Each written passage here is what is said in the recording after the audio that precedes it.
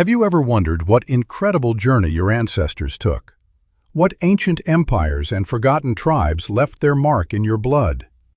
The answers are not lost to time. They're hidden in your DNA. Welcome to DNA Detective, the channel where we solve history's greatest mysteries using the ultimate clue, the human genome.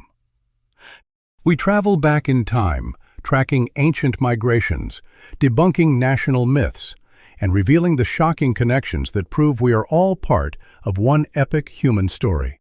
This is where science cracks the codes of the past. Find out what history is written in you. Subscribe, and let's solve the mystery of our roots together. Picture the scene. The 13th century. A tide of horsemen, the most feared army the world has ever known, thunders across the Eurasian steppe. They are the Golden Horde, the heirs of Genghis Khan. Their conquests redraw the map of the world, building an empire that stretches from the Pacific Ocean to the gates of Europe. From the heart of this Turco-Mongol whirlwind, a new people emerges, a new identity forged in the fires of conquest. They take their very name from a Mongol prince, Uzbek Khan. They speak a Turkic language, the tongue of the steppe warriors. They build magnificent cities like Samarkand and Bukhara, centers of power and Islamic learning that glitter like jewels in the desert. They are the Uzbeks, and the undisputed children of the conquerors. That's the story we've all been told. It's the official history, that the one written in the chronicles of empires. But what if that story is a lie? What if the most fundamental truth about the Uzbek people, their very origin, has been misunderstood for centuries? What if their DNA tells a completely different story? A story not of conquest, but of survival. A story not of invaders, but of the people who were already there, the original inhabitants of Central Asia's golden oasis cities.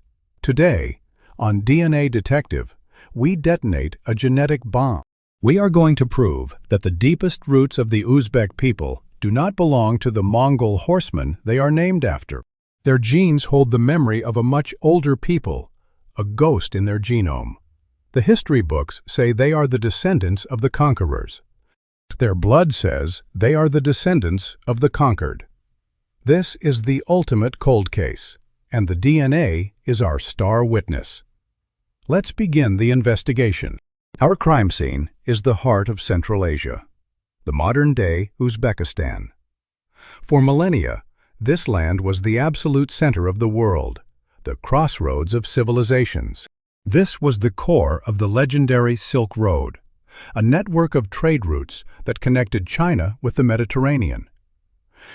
Through these lands passed silks, spices, technologies, religions, and armies.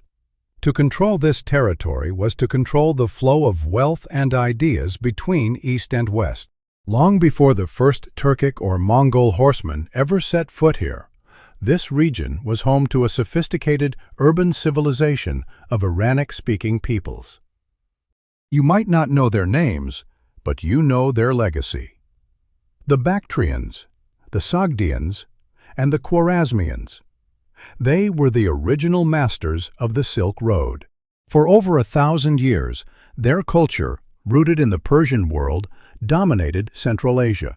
They were master traders, skilled farmers who built ingenious irrigation systems to make the deserts bloom, and followers of the ancient religion of Zoroastrianism. Their cities, Samarkand, Bukhara, Khiva, were already ancient and legendary when the Mongols were still just warring tribes in the Siberian forests. These Iranic peoples are our first persons of interest, that they are the original inhabitants. The historical record says they were overrun, assimilated, and ultimately replaced, first by migrating Turkic tribes starting around the 6th century AD, and then decisively by the Mongol invasions of the 13th century. The story goes that these conquests were so total that they created a new demographic reality. The Iranic languages faded, replaced by Turkic.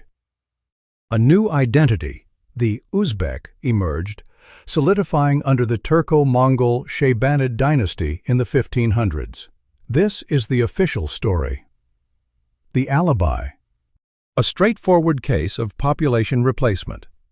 It's neat, it's tidy, and it fits the historical narrative of conquest. But there's a problem. A huge problem. The genetics do not match the official story. The history books say one thing, but their blood says another. But who are we going to believe? Our investigation hinges on a central thesis. The creation of the Uzbek people was not a population replacement, but a classic case of what geneticists call elite dominance. We hypothesize that a relatively small number of Turco-Mongol invaders imposed their language and identity on a much larger pre-existing population of Iranic farmers and city dwellers. We believe the Uzbeks of today are not the children of the Horde, but are in fact the direct descendants of the ancient Sogdians and Bactrians, who simply adopted a new language and a new name. They did not vanish. They became the Uzbeks. To prove this, we need to look at the evidence. And our first piece of evidence comes from the paternal line, passed down from father to son like a genetic surname. We were talking about Y-DNA. To crack this case, we need to understand a critical concept: haplogroups. Think of them as major branches on the human family tree. Each haplogroup is defined by a unique genetic marker, a kind of ancestral fingerprint that traces a lineage back thousands of years to a specific time and place. If the official story is true, that the Uzbeks are primarily the descendants of the Mongol hordes, then their Y-DNA profile should be dominated by one key suspect, haplogroup C2. This is the genetic signature of the Mongol expansion. It's found at very high frequencies in populations across East and Central Asia, from Mongolians and Kazakhs to the Buryats of Siberia. One specific and famous subclade of C2 is often called the star cluster, or the Genghis Khan lineage, as it's believed to represent the paternal line of the great Khan himself and his relatives. It's estimated that as many as 16 million men across Asia carry this genetic signature today, and a staggering legacy of the Mongol Empire. So, the question is simple. Do we find this smoking gun in the DNA of Uzbek men? Yes, we do. Haplogroup C2 is present in the Uzbek population, sometimes at significant levels, especially in certain regions. This confirms that the Mongol conquest was not just a story in a history book. It was a biological event that left a permanent mark on the people. The conquerors were here. Their DNA is in the evidence file. Case closed, right? The official story holds up. Wrong. This is where the plot twist arrives.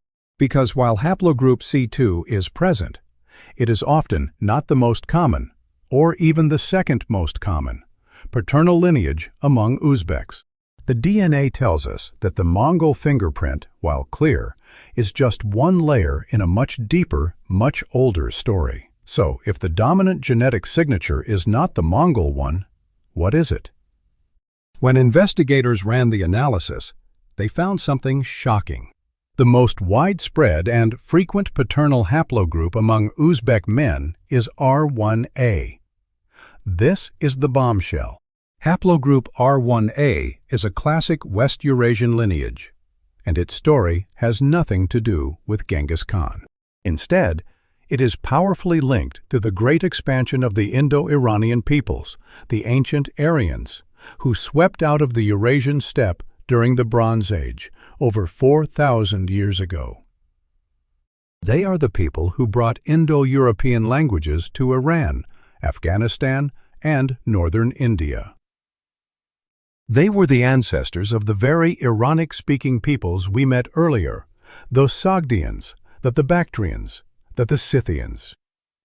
Across Uzbekistan, R1a is a dominant lineage. Let me put this in perspective. When you look at the DNA of their neighbors, the Kazakhs, you see a paternal landscape dominated by the Mongol C2 haplogroup. When you look at the Tajiks, who are their other neighbors and still speak an Iranian language, you find very high levels of R1A, with much less of the Mongol C2 marker.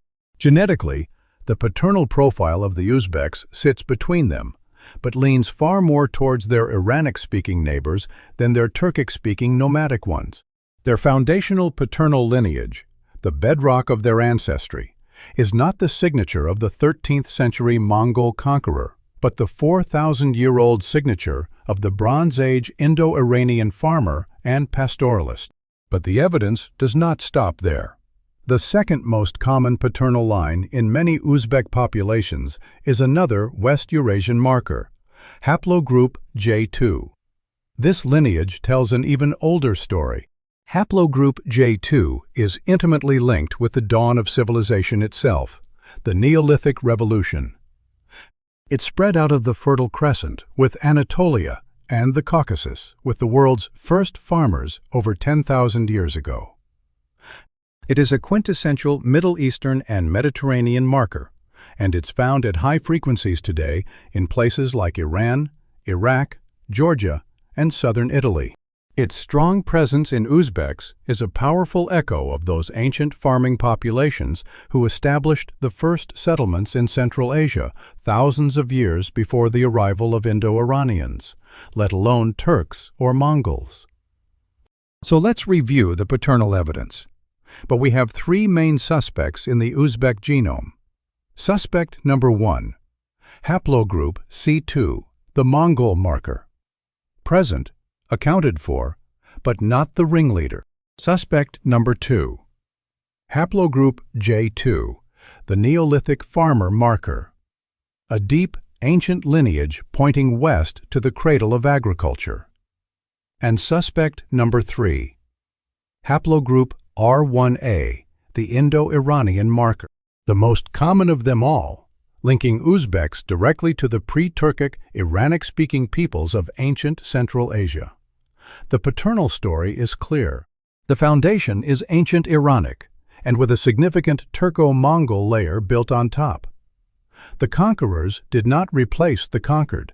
They assimilated into their gene pool. But this is only half the story. But to get the full picture, we will need to open the second evidence file. Well, we need to investigate the maternal lines, that the story told by mitochondrial DNA, or mtDNA. Mitochondrial DNA is passed down exclusively from mother to child. It gives us a unique window into the female history of a population. Often, in stories of conquest, you see a specific pattern. Invading armies, composed mostly of men, take local women as wives. This results in a population with foreign paternal Y-DNA and local maternal mtDNA. Is this what happened in Uzbekistan?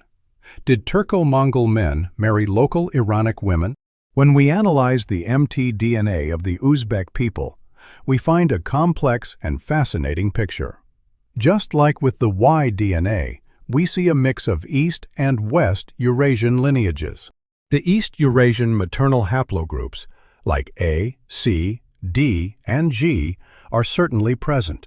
They are a clear testament to the influx of women from the eastern steppes, who came with the Turkic and Mongol migrations. But once again, they are not the dominant story. The majority of mtDNA lineages in Uzbekistan are of West Eurasian origin. Haplogroups like H, U, T, and J are the most common. These are the ancient maternal clans that colonized Europe and the Near East. Their origins lie not on the plains of Mongolia, but in the Fertile Crescent and the European steppe. They are the same maternal haplogroups you would find in Iran and in the Caucasus and all across Europe. This finding is crucial. It confirms our thesis from a different angle. The maternal foundation of the Uzbek people is overwhelmingly the ancient, pre-Turkic, pre-Mongol population. The genetic continuity on the female side is incredibly strong. These are the daughters of the Silk Road, the descendants of the women who built and sustained the oasis civilizations for millennia. So, when you synthesize the paternal and maternal evidence, then the picture becomes undeniable. The core of the Uzbek gene pool, the very foundation of their population, consists of the descendants of ancient Iranic-speaking peoples. A significant wave of Turco-Mongol men and women later arrived and admixed with this foundational population. It was a major event, but it was an addition, not a replacement.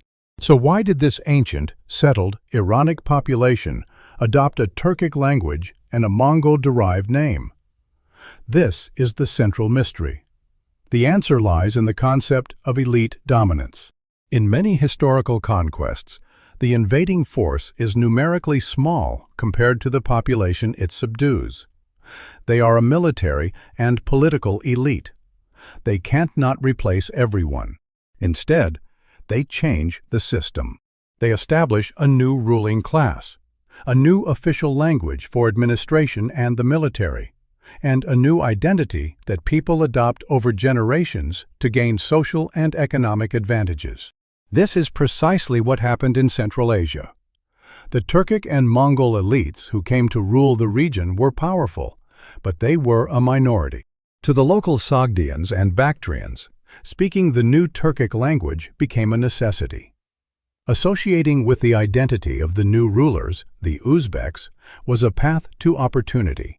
Over centuries, a cultural and linguistic shift occurred. The old Iranic languages of the settled people faded away, but the people themselves did not. Their genes, their DNA, carried on under a new name. And here's where we can connect the genetics to the cultural code. You can see the ghost of that ancient Iranic world hiding in plain sight within modern Uzbek culture. Consider the Uzbek language.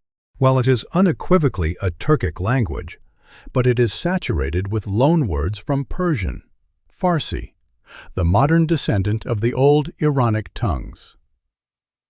The grammar, the vocabulary, the very sound of it is softer and more heavily influenced by Persian than the Turkic languages of their nomadic neighbors. It's the sound of a Turkic language being spoken by people who used to speak Persian. Consider the traditions. One of the most important holidays in Uzbekistan is Nowruz, the celebration of the spring equinox. This is not a Turkic or Mongol tradition. Nowruz is the ancient New Year of the Persian and Zoroastrian world, celebrated for thousands of years by the Iranic peoples. Its centrality to Uzbek culture is a direct link to their pre-Turkic past. And finally, consider the physical appearance of the Uzbek people. They are famous for their diversity. Many have East Asian features, their clear link to their Turco-Mongol heritage. But many others have features that one might describe as Mediterranean, Caucasian, or Middle Eastern. This is not a mystery. It's a direct reflection of their complex genetic story. Their faces tell the tale of their DNA, a fusion of West and East, that the ancient West Eurasian, Iranic-speaking farmer at its core. So, what is the verdict of this investigation? The story of the Uzbek people is not the simple tale of Mongol conquest we were told at the beginning. It's a far more profound and interesting story about resilience and transformation. The name Uzbek is from a Mongol Khan. The language is from the Turkic steppes. But the blood, the foundational DNA, is from the ancient Iranic farmers and merchants of the Silk Road. The Uzbeks did not replace the Sogdians and Bactrians. They are the Sogdians and Bactrians, reborn under a new identity. The genetic evidence has cracked the case. The idea of a pure Uzbek descended only from Mongol warriors is a myth. The reality is a rich tapestry of ancestry. It's a story of how a conquered people's genes could not only survive, but become the foundation of the very nation that took its name from the conquerors. History is often written by the victors, focusing on empires and kings. But our DNA is a different kind of history book. It's written by our ancestors.